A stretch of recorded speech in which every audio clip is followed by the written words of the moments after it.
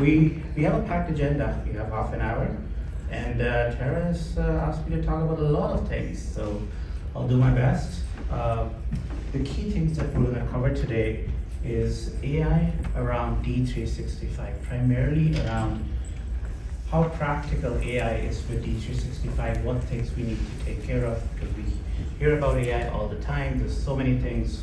We talk about agents. There was a Microsoft session yesterday. Great session, by the way. We talk about, agents can do this, agents can do that, etc. When I go and meet customers, they talk about AI. What can I do with AI? What does it do for me?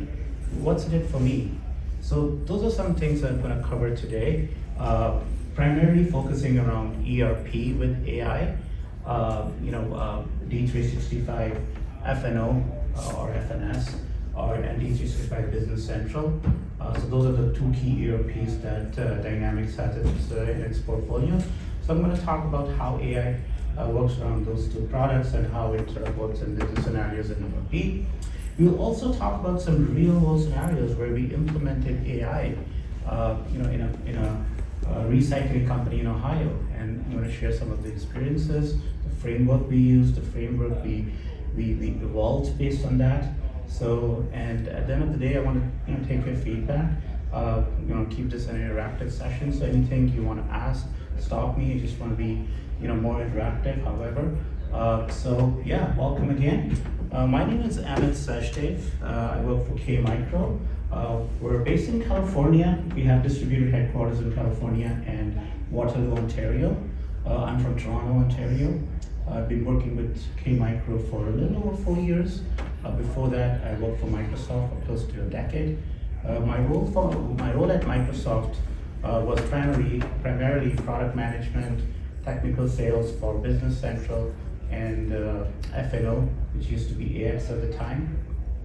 I also worked at Oracle, and a company called Sage of the UK. So that's my background. Today what I do, Chief Architect, EVP at KMicro, basically focusing on ERP solutions, envisioning, mission vision statements with customers, combining them with AI, security, D365, Azure, and other parts of the Microsoft portfolio. KMicro is end-to-end Microsoft. So we do everything from D365 to security, cybersecurity, AI, of course. We are a CSP, but my role primarily is to basically focus on three main components, which is the D365 ERP, which is line of business, combined with cybersecurity and AI. So that's what I primarily do, but this is what KMicro is, end-to-end. Before we begin the session, I'd like to know, just to get a feel of the room, how many people work with D365 ERP today? How many with F&O? How many with BC? So let's start with F&O. How many people with F&O? Awesome, F&O, FNS. Business Central, awesome, all right. CE, services, project operations, awesome. All right, that's awesome, perfect. So, this is who KMicro is. AI is no longer optional. This is an interesting thing. We've been doing ERP for a long time. We've been doing other parts of Azure and Microsoft services for a long time. 2 years ago, we took a decision with the foresight that in 2 years, 60% of the customers, ERP customers, should be talking about AI. Fast forward 3 months, we changed and revised our forecast, and we thought, no, it's going to be 80%. And then we kept revising our forecast, and now we're at a point that no implementation, no conversation in ERP or D365 happens without AI. Whether we like it or not, whether we're ready or not, this is the reality. 100% of the customers in ERP want AI. They just don't know where to start, they just don't know what it means for them, and that's what we're here to help. So again, reiterating on the point that 100% of the customers in ERP, regardless of the product, regardless of the technology, need AI. Just a little bit of some of the data. This is our marketing department does a really good job in getting some empirical data points.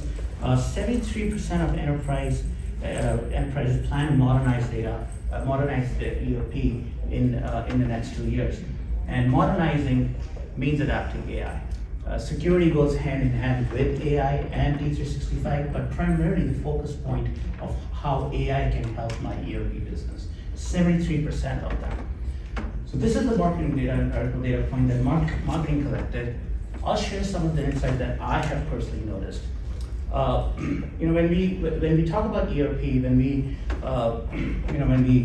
sell ERP or implement ERP, there are 5 key personas we usually target. The C-levels, the functional personas, the IT persona, the IT managers, etc., etc. Interestingly, AI conversation had always been in the IT persona bracket. IT managers wanted to talk about AI, wanted to talk about Azure. They wanted to talk about the infrastructure, all those processing machines, machine learning, and all those things. That persona has shifted dramatically from IT to C-levels. This is a C-level conversation now. CEOs want to talk about AI, how it's going to transform my business, how it's going to grow my business. That's a fundamental change we're seeing in adoption from AI, from IT to C-levels. I'll give you an example. We did an implementation of F&O, pretty large enterprise level implementation for a recycling company in Ohio, and the project started with an F&O implementation. 6 months down the line, we were almost 50-60% through the implementation. We sat with the CEO, and the CEO said, the reason I invested so heavily in F&O is because I want to see what Microsoft can do for me. This is just a means to an end. This will go well, I know that, but what's next? I really want to move forward. What are other companies doing? How can I take advantage of the technology? F&O, we'll start with F&O, get it off the way, but primarily want to focus and invest on what AI can do for me. And that's where we started the conversation about real transformation. So again, ERP is a means to an end. It's the first stage. You implement ERP, but then start looking ahead. What's next? How can I grow? How can your companies grow? If you're a partner or an implementer or advisor, you should have those conversations with CEOs. What's next, and what can the technology do for you to transform your business? From growth perspective. If you're in IT, talk about infrastructure, talk about AI, talk about security, and so on. So that's an interesting data point I wanted to share with you.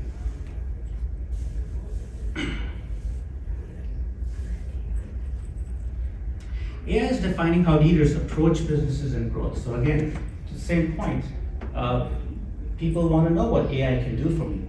So 79% of leaders use company to adapt to AI.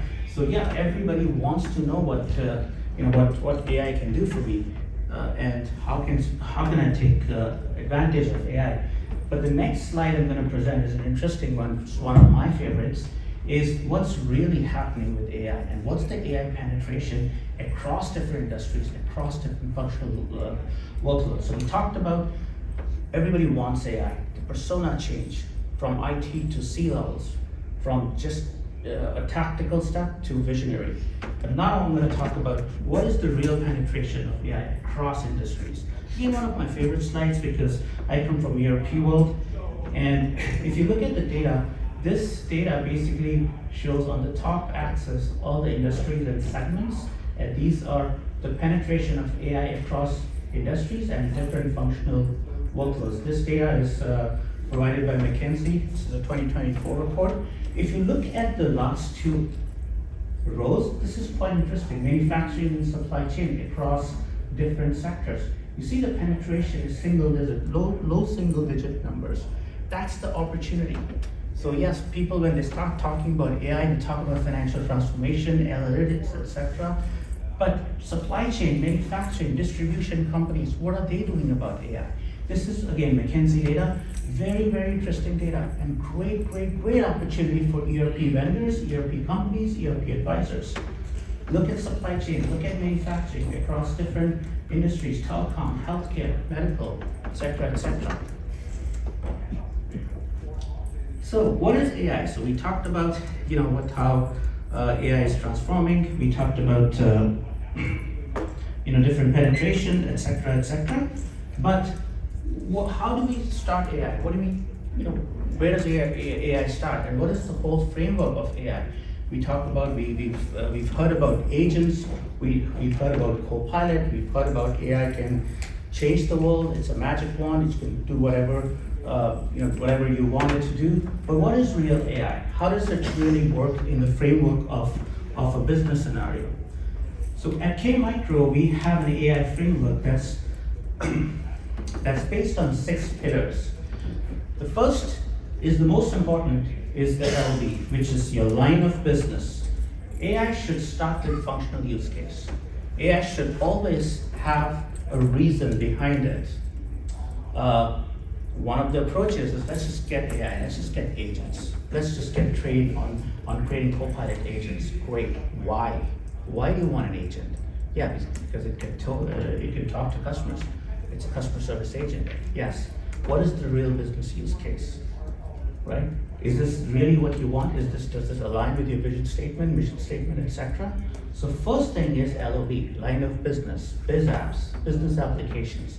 It is not just a customer engagement agent. It goes deeper from purchase agents to manufacturing agents to planning, everything. So that is something that's key to understand. What are your use cases? What are your requirements? And start with LOB, which is line of business, functional use cases, products, product areas, etc. And I think that's where the ERP companies differentiate. AI, as I mentioned earlier, had been an IT manager workload, which means a lot of technology companies were in AI. They talked about infrastructure, they talked about quantum computing, they talked about processing, all the Azure infrastructure, Kubernetes, all those things. That's the technology framework. But the opportunity for ERP vendors is this. Start with functional use cases. Understand what the business requirements are. What do the C-levels want? And then transform and translate into the IT infrastructure. So IT should just be an enabler, not a starting point. LOB, functional business use cases, should be the starting point. The second is responsible AI, often neglected, but the most important pillar of AI is responsible AI. What is responsible AI? How do I implement AI? What do I need to take care of when I implement AI? It starts with data security. Then there's ethical AI. Then there's a whole framework of what to do and what to not do in implementing AI. Let me give you some examples. Security. When we talk about AI, you must have often heard about terms like LLM, large language models. What are these language models? NLP, natural language processing, right? You must have heard about data, large data, data lake, big data. All these are fancy technical terms, but what do they mean? It means data. Somewhere data is stored. You take data, you transform data, you create functions which are more meaningful. But what about the security? Let me give you a real example. When we use LLM, what we're really referring to is we're using industry models, industry data models that some big guys have created for us. The 2 examples I will give is OpenAI or DeepSeek. OpenAI, what does it do? If you go to GPT-4, ChatGPT, you ask a question, it'll give you an answer. What does it do? It's based on a language model that somebody has created, OpenAI has created, that enables us to transform our question into a meaningful answer. Now, take this in the context of business. If I'm a manufacturing company, if I want to know what are my sales forecasts for 12 months for a particular item, what it's going to do, it's going to take data that I have provided to machine learning or my model, my language model, and give that data to me, right? So it's going to extract or crawl across different sources of data, which I'll get to in detail in a second. It'll crawl through all the data sources and give you an answer. But what happens if a wrong person or if an unauthorized person tries to get a question and get that data? So the system is going to do the same thing. It's going to crawl through data and give it your answers because there's an unstructured element in there. If you're calling a bank If you're saying, I need so-and-so credit line or whatever, they're gonna look and authenticate you, ask you a million questions, and to the point that you're annoyed, why are you asking me so many questions and all that? But they want to authenticate you. They want to know they're talking to the right person. Because there's a human person there who authenticates every step and authorizes that this is the real person, this is the exact person I'm entitled to give the data to. I'm authorized to give the data to. That's great, but just imagine if you're using an agent that only knows to crawl data across and give you an answer. So I can call and say, what is Boris's income for the year? The system doesn't know, should I give this to Amit or not? So they're gonna just look at the data, well, this is what he makes. That's wrong. That's why security is super important, not just limited to roles and permissions that we traditionally used to, but security across LLMs, security across different areas of data. As we expand our penetration on getting data, we need to expand our security footprint as well to manage it properly. So that's why ethical AI policies, compliances, etc., become very, very critical when it comes to AI. The other part is infrastructure, infrastructure optimization. AI and machine learning use processors, heavy processors. So if I were to write an algorithm on machine learning, if one algorithm doesn't work, I use more algorithms, I use nested algorithms, I use a mesh of algorithms and nest and everything, but that keeps increasing your costs on the Azure infrastructure side. So if you're creating a small ISV or a SaaS solution or even a simple program, and you learn somewhere, I could use some machine learning algorithms and everything, that's gonna be astronomical to your costs. So how do you optimize costs? And that's something that you need to take seriously and design properly. Microsoft will sell you everything. They'll sell you the heaviest processor to get the best speed, but that increases your costs. So optimization of infrastructure usage is super, super key, aligned with your performance and efficiency. So that's a key pillar of how you manage AI. The fourth component is the relevancy, signals, and analytics. There's something called Microsoft Fabric. We used to have Power Platform, Power BI, etc. for reporting. We've been talking about reporting, business intelligence, SSAS, SSRS, and all the fancy things Microsoft has been doing for reporting analytics. And now they have a new platform called Fabric, which is amazing, right? So what does Fabric do? Get data, analyze data, take inputs, take machine learning. You can do your fancy graphs, what-if analysis, heat maps, etc. But what is also important here is the relevancy. I'll give you a few examples of why relevancy is super important. We talked about data. We talked about machine learning. So how do we use data? How do we use machine learning? We take data, we process data, and we get output. We take, let's say for example, you take historical sales. You process that with fancy algorithms, mathematical algorithms, etc., and you get your output. But what happens if you don't have data? What happens if you do not have data? And a simple example of that is new product launches. I want to launch a new product, but I don't have any historical sales for that product. How am I going to do sales forecasts? The best example I give in this, if you're used to Business Central, it starts with bicycle manufacturing. Very typical in any ERP to use bicycle as a manufacturing item for learning. So let's say there's a company in Florida which sells Cronus bicycles. Let's call it Cronus Bicycle. Fictitious company based in Miami, Florida. They sell bicycles. Amazing company, been selling bicycles for the last 3 years. So they have the whole historical data, and they can forecast based on their demand planning algorithms, etc. So they can forecast for the next 12 months, etc. But what happens if this company is expanding their geography and product line, and they're going to Idaho, which has mountains. So you need different types of bicycles. You need mountain bikes. You need different types of bikes. But we don't have any historical data for mountain bikes. So what do we do? So what we do here is we use signals and relevancies. And what that means is you basically take your historical data, you basically choose your impact patterns, and this could be geography, this could be your buying patterns, this could be how people live there, this could be how people have modernized lifestyle, etc. And you basically define the impact of those parameters on your historical data to get your sales forecast. Microsoft calls it graph techniques. So we have something called graph techniques where we basically take historical data, apply a lot of signals and patterns on it, and basically try to decipher what's most relevant for our business.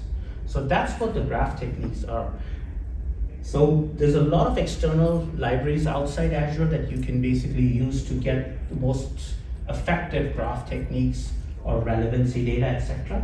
Microsoft uses something called Cosmos database for this. So if you've heard of a lot of databases from Azure, there's data lakes, there's obviously SQL, there's non-SQL, etc. But there's something called Cosmos data. So sometimes people wonder why are all these databases there, right? So Cosmos data does a great job, and it's got some pretty good libraries for your relevancy, for your graph techniques, etc., etc. So you can basically create relationships with different parameters and define impact of each parameter to get your forecast or whatever you need. So that's why this is a pretty key pillar of machine learning. We talked about data. We divide data into different components: structured data, unstructured data, semi-structured data, chaotic data. We've often heard about structured and unstructured, which is basically your RDBMS, which is a structured data, simple database, rows, columns, etc. When it comes to unstructured data, we somehow manage document databases where you take unstructured data, transform them into structured data to basically get output. What's also coming up is the chaotic data, where you have data, but you don't know where it belongs. You have data somewhere, but you don't know where it belongs. So all that data needs to be synthesized properly to get meaningful results. So that's why data becomes a very, very important part of AI. Now combine it with graph techniques, it becomes more relevant how you take existing data, structured, unstructured, semi-structured, chaotic data, translate that and apply those graphs, etc., to get some relevant output. So you combine these two aspects to get meaningful results. And then of course, you have agentic, which is your agents, which Microsoft talks about a lot. Microsoft uses a platform called Copilot for all its agents. So agents are basically your interaction modes to for your any processing, etc. So again, very, very critical for the overall AI framework.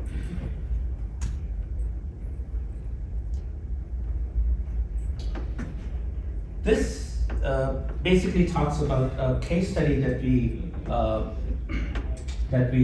did.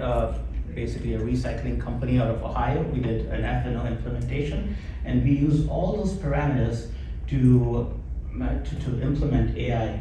AI for this company.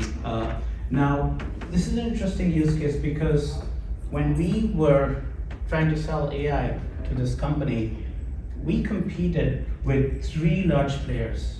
We competed with Oracle, we competed with SAP, and we competed with Google Cloud. Now, different companies, SAP masters an ERP. They have everything in ERP, but they lacked AI component. Oracle was actually an easy win because we had to sort of compete and win over all these competitors. Oracle was actually easy. You know why? Oracle had the ERP infrastructure.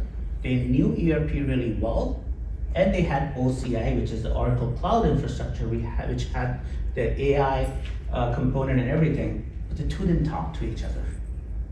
The AI team came and talked about AI, all the fancy things and everything. The ERP team came in and talked about ERP, but they didn't connect.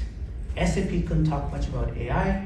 We were the only ones who actually combined the vision with the whole ERP story, with the AI framework, and divided the whole sort of 6 pillars that I talked about in AI framework, and basically gave them business example, proof of values, etc. That's how we won the deal. So I wanted to share that story on how we were able to successfully win an ERP project into a transformational AI project, competing with some of the largest players. Well, not some, they are the largest players SAP, Oracle, and Google Cloud. Again, Google Cloud, amazing company. I love their approach. They just released a framework called A2A, which is agent to agent.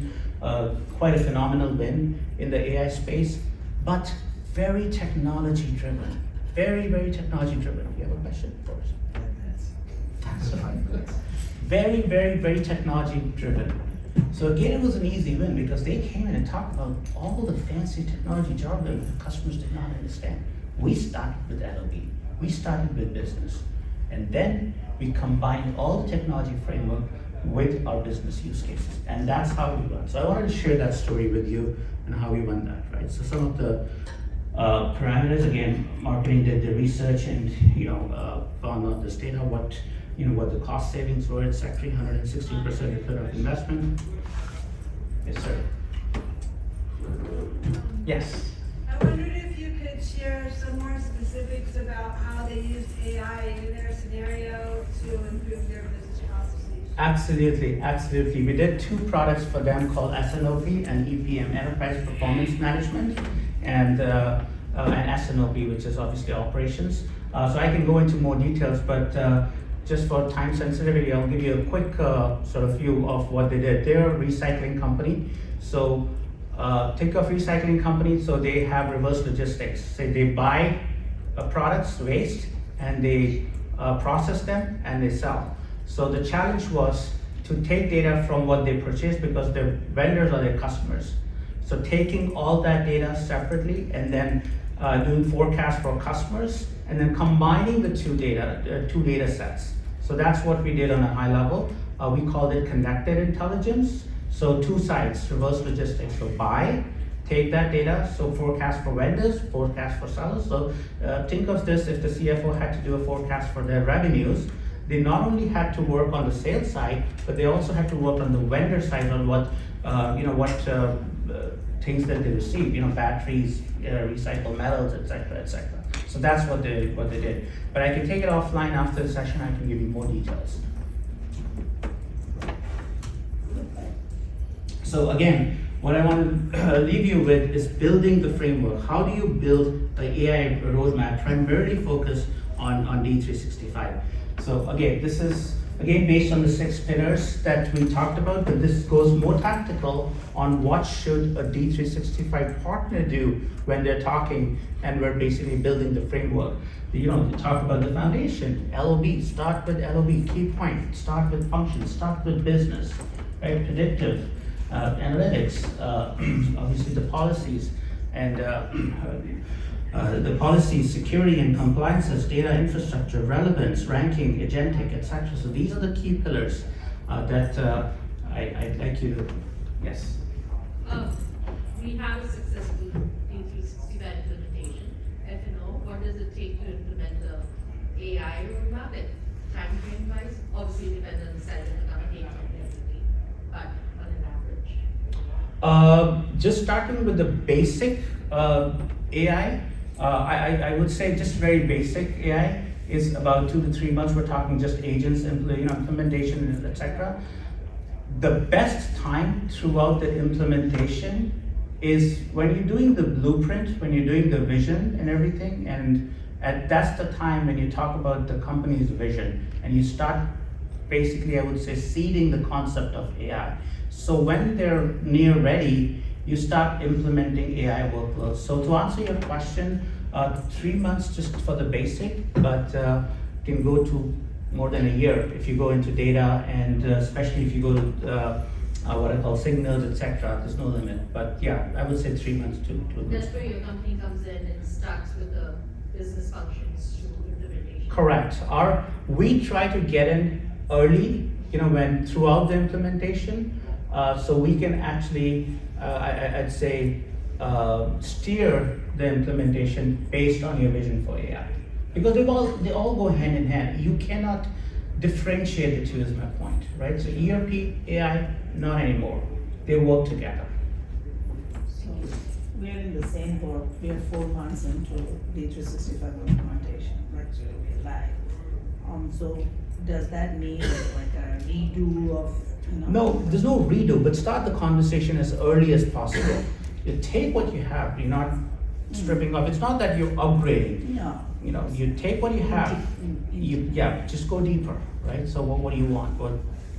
What are you gonna do after ERP, right? What does the company want in the next 2 years, et cetera, et cetera. Have you worked with any other companies where you kind of did it after the fact, or like you give an example during implementation? We're actually working right now with a medical device manufacturing company.